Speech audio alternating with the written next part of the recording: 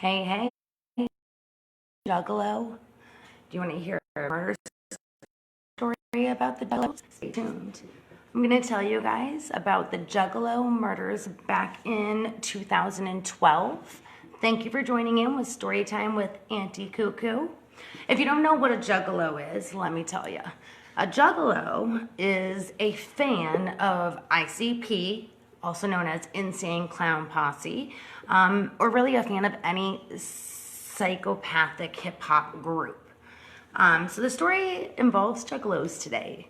So let me tell you guys about Jessica Sacco. She was 20 years old, lived in Ohio, and she had met a guy online and was living with him, and it was an abusive relationship. So she reached out to her mom, asked if she'd come back home. Her mom said yes. She moves back home, leaves this abusive relationship, and wants to start all over.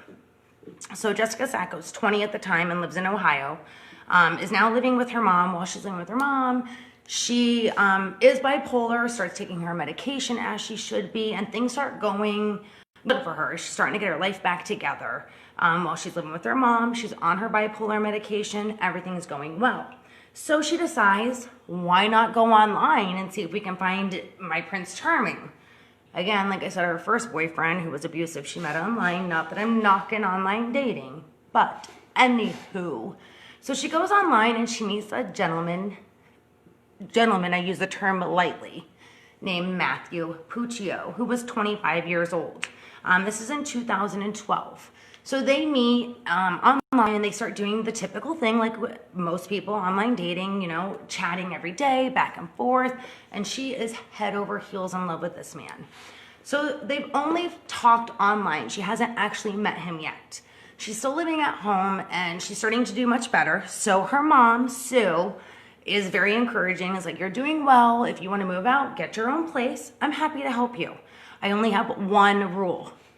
No boys. No boys. She's like, Mom, the last thing I want is a boy in my life. Are you kidding me? I just came out of an abusive relationship. It's all about me, like we all say, right?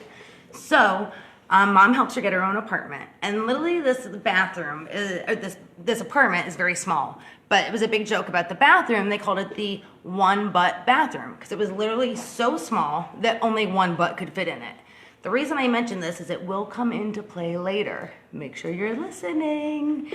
So, anyways, they end up getting the place. So Jessica moves out on her own and she tells her new boyfriend, Matthew Puccio, all about it. She's like, oh my God, I got this new place. It's awesome. Things are going so great. Continue talking.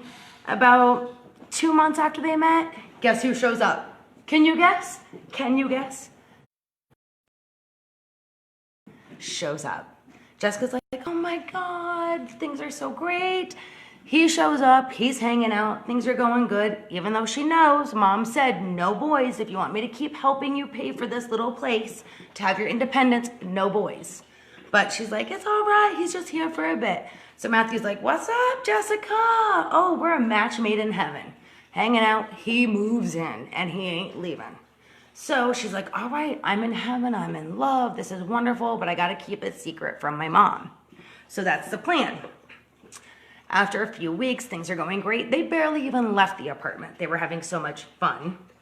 But after a few weeks, Matthew gets on the phone with a couple of his friends who also are juggalos and invites them down without Jessica knowing. Matthew has no job. Matthew has no source of income. He's literally mooching off of Jessica and her mother, who is helping pay the bills and doesn't know he's there. So he invites 2 friends down, and who shows up? Oh, his childhood friend, Andrew Forney, I believe is how you say it, and his wife, Candace. So they show up. Jessica has no idea. Like I said, this is a tiny place. It's like literally like a studio apartment. 1 bed, 1 bath, that's it. The one butt bathroom. So they come down and Jessica's like, whoa, what's happening here? Matthew Puccio's like, babe, these are my childhood friends. Can they not stay for a minute? They need help. She's like, they could stay for a week. That's it. He's like, awesome, great. They're like, score. They're moving in. They have no jobs, no money, and 0 intentions of ever leaving. So, being that this is a 1 bed, 1 bath little place, They moved into Jessica's living room and literally took it over. So they spent their days doing drugs and just hanging out. It's kind of a weird crowd. They would literally, all four, be sitting in the living room and have their cell phones, scrolling on stuff online. But rather than talking to the person sitting across the couch from you, they would text message each other. Like, hey, what do you want to do later? While they're all sitting side by side, they would message each other and do like chats rather than actually speaking to one another. So, sorry about that. So Andrew and Candace, like I said, they have no intentions of leaving, no intentions of going anywhere, no jobs, no money. So mom is reaching out and can't get a hold of Jessica. So she shows up at Jessica's house, she walks up to the house and it's pitch black, which already throws her off. Like, what's going on here? Knocks on the door. Who answers? MP, Matthew Puccio. And then behind him comes Candace. And as they're talking, Mom, Sue, is like explaining, I'm worried about her. She's posting things and sounds like her mental health is going downhill. Matthew chimes in, she doesn't need these medications. She doesn't need to see doctors. And Jessica's behind him like, yeah, Mom, he's right. I don't need this stuff. I'm okay. I don't need these meds. So on and so forth. Mom gets so frustrated. She's like, you know what? I told you, no boys. I'm trying to help you. If you don't want the help, then I'm done. I'm out. Jessica's like, all right, well, screw you. I hate you, blah, blah, blah. Mom storms off. Jessica begins posting things online. Things like, I hate my mom. She's never been there for me. She's never going to be there for me. Different things like that. So they're not talking. MP, Matthew Puccio, decides, why not bring some more friends down? So he's got Jessica Sacco, which is the person who parents are helping pay for this 1-bedroom, 1-bath apartment. Her boyfriend, Matthew Puccio, his two friends, Andrew and Candace Forney, living in the living room because it's such a small place. And then he invites other two friends, Sharon Cook and Chris Wright. Now, they are also juggalos, huge fans of the Insane Clown Posse and every other psychotic hip-hop artist out there. But Chris Wright actually has a huge history and is known not only for being a huge Juggalo fan, but for being extremely violent. He's got a violent criminal history. So, like I said, they're all now living in Jessica's tiny place. She's now no longer taking her bipolar medications, has no contact with her family, and has all these people living in her small home. Things start to go downhill. I had mentioned earlier they'd literally sit in the room together and text each other rather than speaking to one another. And Jessica's becoming unstable and unhappy. All these people are swarming her home. Nobody's working. Nobody's helping on anything. They're trashing the place. They're doing drugs all day long. We all been there when people are texting back and forth rather than speaking. It's like, are they talking about me? What's going on here? In her own home. So things are going downhill for her, and she starts to get a bad vibe where she's starting to feel unsafe. So she reaches out to her stepsister and starts telling her kind of what's going on.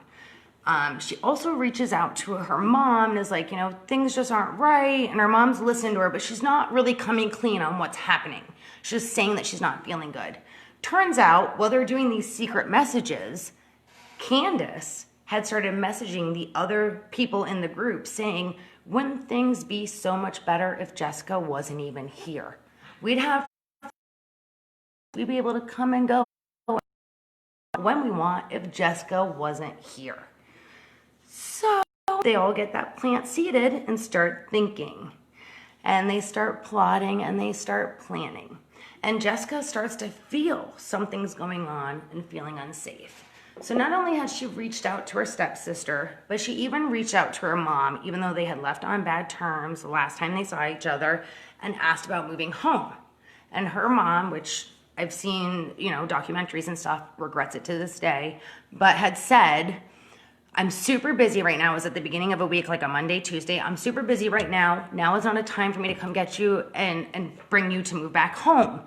And she was like, okay, well then Mom, can you at least come pick me up and drop me off at a friend's house? Her mom said, I can, but I can't come tomorrow, which is Thursday. I can come get you on Friday. You could hear in Jessica's voice she was disappointed, but didn't make a big deal about it. She didn't tell her mother that she was afraid for her life or felt so unsafe. She said, oh, okay, thank you, and hung up. So, next thing you know, Friday comes around and mom's blowing up Jessica's phone. Hey, do you need that ride? Where you at? Can't get a hold of her, can't get a hold of her. Keeps trying to call, keeps trying to get a hold of her. She shows up to the house because she can't get a hold of her daughter. All the lights are out. It's like pitch black, like a ghost town. It's like literally like a ghost town. So she knocks on the door. No one's answering. So she lets herself in. She has a key. She lets herself in the house. And literally she walks in the house and the place is demolished, trashed. Not only is it demolished and trashed, there is flies and maggots. The stench, she said she's never smelled anything like it in her life. So she's calling through the house, Jessica, Jessica, nobody's there. She gets to the one but bathroom and it's locked. So she's trying to get in, it's locked. She's like, well, Jessica, you in there? No answer. She's like, well, let me look under the door. If she's in there, it is a one but bathroom. I'll see her ass if she's in there. She looks under, she sees nothing. So finally she convinces herself that, you know, Jessica must have already gotten a ride or whatever and goes back home.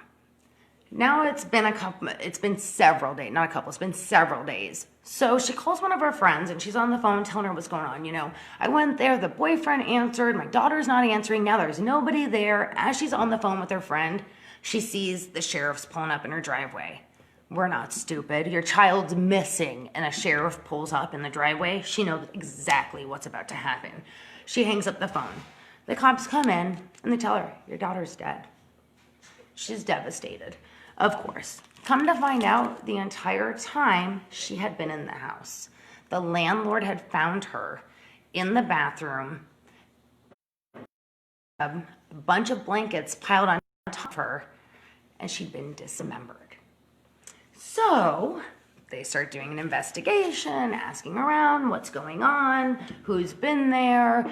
As they're going to the house, they start finding mail from Matthew Puccio and Andrew Forney and his wife Candace.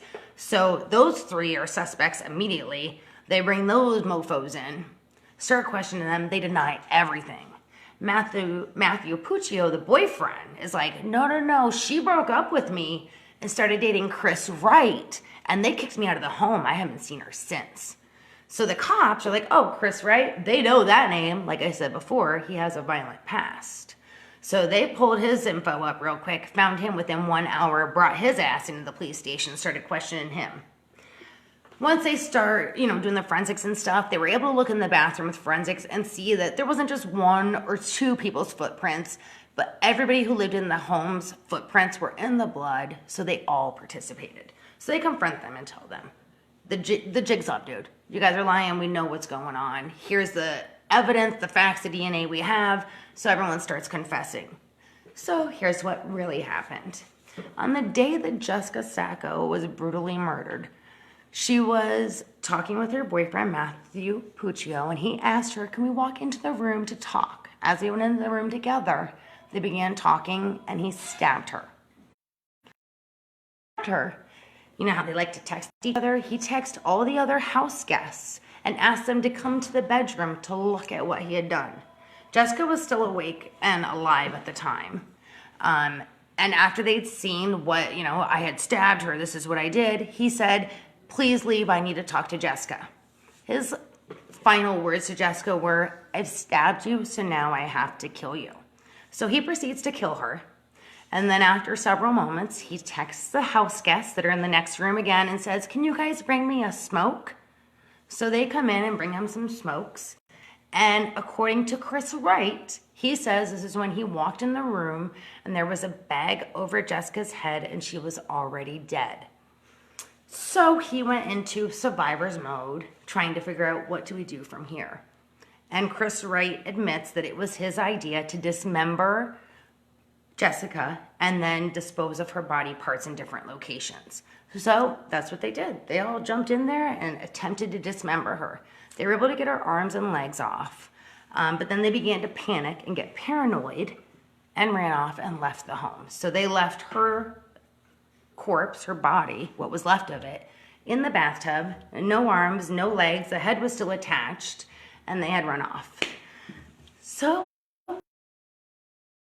Jessica Sacco. They were sentenced. It's a crazy sentencing. You guys aren't going to believe it. Andrew Forney received 10 years. His wife, Kim, 6 years. Sharon Cook, who was the girlfriend of Chris Wright, the very violent guy, Sharon Cook received 3 years. Chris Wright, the gentleman that decided it was a good idea to dismember her, he received 4 years. And then Matthew Puccio got the biggest sentence of 42 years. So, I don't know what the moral of the story is there. I guess if you're just a juggalo supporting friends and choose to dismember, that you don't get that hard a time, I'm not sure. But either way, I do want to clarify, I'm by no means am saying that juggalos are all murderers or anything like that. I love me a little ICP too. Everyone does. But, of course, it's catchy that they were juggalos, and this is how it all went down. Thank you guys so much for listening to another story by Auntie Kookoo. I appreciate all the love and support. If you have any suggestions or requests of murder stories you want to hear, please put them in the comments. Let me know. Otherwise, subscribe to my YouTube channel, Storytime with Auntie Kookoo. Thank you for hanging out. Peace, love, chicken wings.